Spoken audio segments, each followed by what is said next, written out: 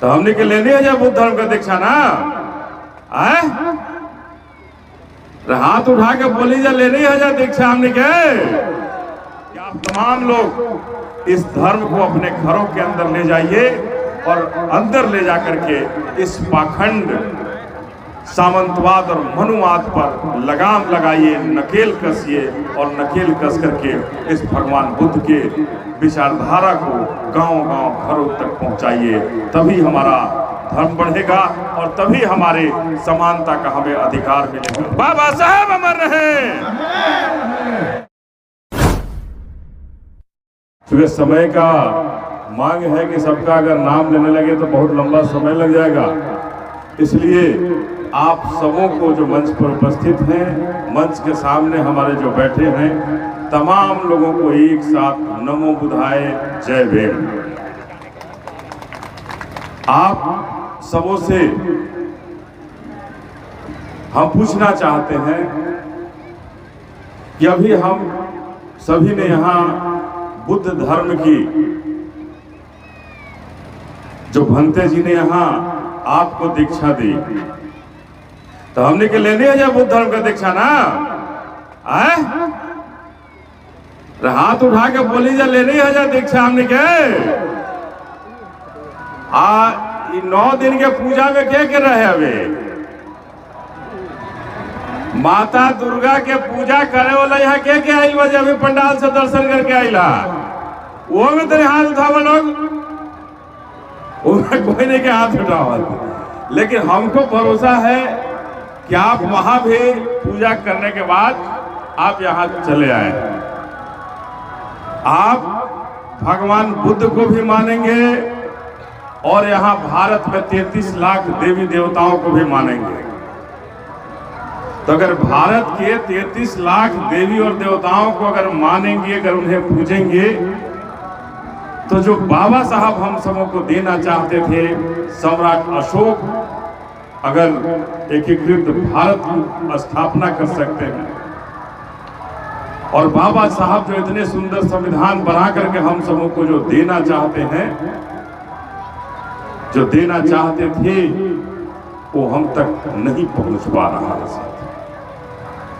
बहुत कष्ट होता है कि जब बाबा साहब ने बड़ी लगन के साथ अपने 4 बेटों की कुर्बानियों को देकर इतना सुंदर संविधान बनाकर उस भगवान बुद्ध की धरती को फिर से भगवान बुद्ध का जो सोच था वहां ले जाने के लिए उन्होंने आगे बढ़ाया कि हमारा समता मूलक समाज हो, हमारा समानता का ये समाज हो और हमारा ये समाज एक परिवार जैसा हो जहां जातियों का और जहां सामंतवाद का पाखंड खत्म हो जाए, जहां सामंतवाद और मनुवाद का पाखंड खत्म हो जाए। लेकिन आज भारत में संविधान लागू होने के लंबे वर्षों के बाद भी बाबा साहब के सुंदर सपने के आसपास हम अभी तक नहीं पहुंच पाए। उन सपनों के आसपास हम आज भी नहीं पहुंच पाए हैं। तो कहीं ना कहीं ये इशारा करता है कि हम बाबा साहब के बातों को आज तक मजबूती के साथ लागू कराने के लिए उस लड़ाई में हम शामिल नहीं हो पाए। और यही कारण है कि बाबा साहब के संविधान बचाने वाले, बाबा साहब के वो संविधान बचाने वाले लोग जब हमारे आरक्षण पर मार पड़ती है तो एक व्यक्ति कोई चू नहीं बोल पाता, एक भी व्यक्ति कोई आगे नहीं बढ़ पाता है। इस शिक्षा के अधिकार को अगर किसी ने खत्म किया है तो क्या बाबा साहब और भगवान बुद्ध ने कभी तो ये सोचा होगा कि भारत एक ऐसा विशाल देश होगा जहां 2 तरह की शिक्षा नीतियां होंगी, जहां 2 तरह की शिक्षा व्यवस्था होगी, एक सामंतवादी और मनुवादियों के लिए और एक हमारे बहुजन समाज के लिए, जहां शिक्षक नहीं होंगे। ऐसी शिक्षा व्यवस्था की किसने सोचा? ये किसका सोच था? आज अगर हम अपने बिहार की बात करें तो हम लोगों ने तो सरकारी विद्यालय में पढ़ा, जहां बोरा लेकर जाते थे। हम यही बगल में नारायणपुर में पढ़े, जहां बोरा लेकर स्कूल गए। लेकिन उस समय भी पढ़ाई होती थी स्कूल के अंदर। लेकिन आज अगर कोई भी सक्षम है थोड़ा, तो सारे लोग अपने बच्चों की पढ़ाई प्राइवेट विद्यालय में कराते हैं कि हम अपने बेटा और बेटी को प्राइवेट में पढ़ाएंगे, क्योंकि सरकारी व्यवस्थाएं खत्म हो चुकी हैं, सरकारी व्यवस्थाएं बंद की जा चुकी हैं। और हम बात करते हैं कि हम विश्व गुरु बन रहे हैं, हम विश्व गुरु की तरफ आगे बढ़ चुके हैं। तो जो देश विश्व गुरु की तरफ बढ़ गया और वो देश शिक्षा के लिए तड़प रहा हो, उस देश के बच्चे शिक्षा के लिए तड़प रहे हों, हमारी छोटी छोटी बच्चे और बच्चियां जहां शिक्षा से कोसों दूर होते जा रहे हैं, तो हम विश्व गुरु कैसे बन सकते हैं?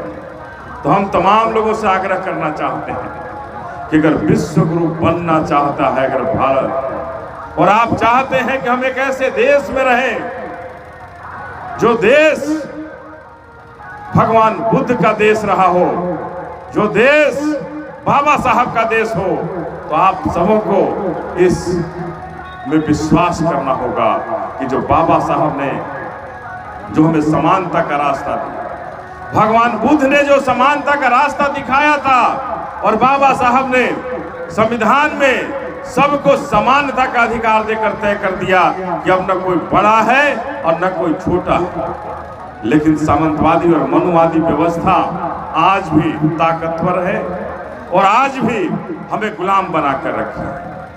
आज भी हम उन सामंतवादी और मनुवादी विचारधाराओं के गुलाम हैं, और उनकी गुलामी इतनी भारी है कि हम उनके डर से आज भी भगवान बुद्ध को याद नहीं कर पाते हैं और मजबूती से भगवान बुद्ध की बातों को अपने गांवों में, अपने घरों में रख नहीं पाते। तो अगर हम उन सामंतवादी और मनुवादियों के डर से इस पंचशील को, भगवान बुद्ध के समानता के अधिकार को, समानता की बातें को अगर हम लोगों तक नहीं रख पाएंगे, तो भगवान बुद्ध की बातें कैसे आगे बढ़ेंगी और कैसे हम समान विचारधारा में शामिल हो सकते हैं? तो हम तमाम लोगों से कहना चाहते हैं कि जो 33 लाख देवी और देवताओं का देश है, और एक जापान छोटा सा देश है जो कोई देवी और देवताओं को नहीं मानता है, भगवान बुद्ध को मानता हो। जापान एक छोटा सा देश हो जो केवल बुद्ध को मानता हो, और भारत जो 33 लाख देवी देवताओं को मानता हो, वो जापान भारत से कितना आगे है इस बात को समझिए। कि जो हम आज भी अपने मंदिरों में जाते हैं, आज भी जो दुर्गा जी की जो स्थापना हुई है, चारों तरफ अगर हम जाते हैं तो बहुत सारी वस्त्रें देखते हैं, गहनों से लादा हुआ है दुर्गा जी को, लेकिन इन सब का आविष्कार हमारे भारत में नहीं हुआ। न कपड़े का आविष्कार भारत में हुआ, न गहनों का आविष्कार भारत में हुआ। तो अगर ये जो 33 लाख देवी और देवताएं आए, ये कपड़ों से सुसज्जित रहे, वस्त्रों से सुसज्जित रहे, लेकिन हम बहुजन समाज के वस्त्रों पर रोक लगा रहे हैं। हम वस्त्रों पर, हमारे वस्त्रों पर रोक लगा रखे रहे। हमारे वस्त्र पहनने की आज़ादी अगर किसी ने दिलाई, तो हमारे बाबा साहब ने हमें इनको आज़ाद किया कि हम भी इन जो कभी हमारे गले में घंटियां जो टंगी होती थी, कमर में झाड़ू जो लटके होते थे, इनसे किसी ने आज़ादी दिलाई, तो हमारे बाबा साहब ने इन सुंदर संविधानों के तहत जा करके हमें आज़ादी दिलाई, और शूद्रों के जीवन से आज़ाद अगर करके हमें समानता के अधिकार में कोई लाया, तो हमारे बाबा साहब लाए थे। तो हमें इन चीज़ों को याद रखना होगा, और याद रख करके आज हम सभी यहाँ भगवान बुद्ध के धर्म का दीक्षा लिए हैं। इस दीक्षा को आगे बढ़ाने के लिए आप सबको संकल्पित होना होगा। आप सबको संकल्पित होना होगा कि केवल भंते जी का ही भगवान बुद्ध नहीं थे, केवल यहाँ विमल कीर्ति जी रहे या तमाम भंते जी हैं, उन्हीं का ये भगवान बुद्ध नहीं है। भगवान बुद्ध हमारे भी हैं, और ये धर्म हमारा भी है। अगर जिस दिन हम इस धर्म को मजबूती के साथ अपने घरों में शामिल करेंगे, निश्चित रूप से भगवान बुद्ध की जो ताकतें थी, बताई हुई बातें थी, वो गांव-गांव तक पहुंचेंगी, और ये सामंतवादी और मनुवाद का जो पाखंड है वो पाखंड खत्म होगा और हमारे भगवान बुद्ध का जो सोच था वो सोच आगे बढ़ेगा, हमारे भगवान बुद्ध का सोच आगे बढ़ेगा और बाबा साहब का जो सुंदर संविधान था वो सपना, उस संविधान का सपना पूरा होगा। तो हम यही आप सबों से गुजारिश करना चाहते हैं कि आप तमाम लोग इस धर्म को अपने घरों के अंदर ले जाइए और अंदर ले जाकर के इस पाखंड सामंतवाद और मनुवाद पर लगाम लगाइए, नकेल कसिए और नकेल कस करके इस भगवान बुद्ध के विचारधारा को गांव-गांव घरों तक पहुंचाइए। तभी हमारा धर्म बढ़ेगा और तभी हमारे समानता का हमें अधिकार मिलेगा। और शूद्रों के जीवन से तो आज़ादी हमें बाबा साहब ने दिला दी है, लेकिन तमाम विचारों से आज़ादी तभी मिलेगी, शूद्रों के विचारों से तभी आज़ादी मिलेगी जब बाबा साहब का सुंदर संविधान अक्षरशः हमारे भारत में लागू हो जाएगा। तभी हमें हमारा सुंदर संविधान पूरा होगा और तभी हमें इन चीज़ों से आज़ादी मिलेगी।